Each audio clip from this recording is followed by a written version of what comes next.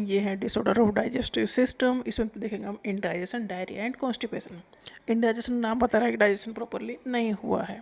Indigestion, in this condition the food is not properly digested.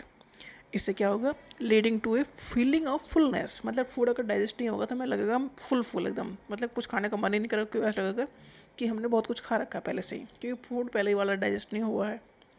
The cause of indigestion are inadequate enzyme secretion. देखो कोई भी food है हम खा रहे हैं, कार्बोहाइड्रेट, प्रोटीन और फैट है, और इनका डाइजेशन होगा एंजाइम से, तो मतलब एंजाइम प्रॉपरली काम नहीं कर रहे हैं या प्रॉपरली वो सिक्रेट नहीं हो रहे हैं।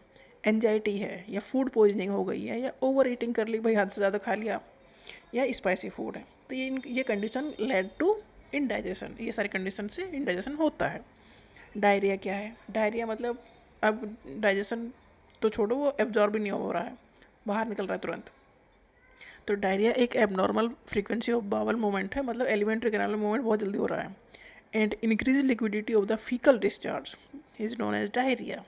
इसमें फूड का एब्जॉर्प्शन कम हो जाता है, मतलब जो एब्जॉर्ब नहीं होता, खाओ पियो और निकलो बाहर, ये होता है डायरिया।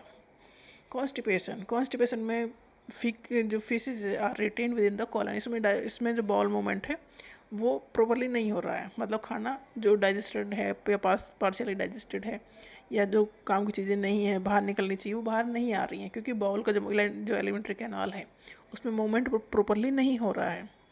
तो जो अनडाइजेस्टेड फूड है या वेस्ट है वो बाहर नहीं निकल रहा है, ये कॉन्स्टिपेशन है। रीज़न हो सकते हैं कि हमने लो फाइबर डाइट ली है, क्योंकि फाइबर की हेल्प से अनडाइजेस्टेड फूड भी बाहर आ जाता है, तो लो फाइबर डाइट इसका एक रीज़न हो सकता है।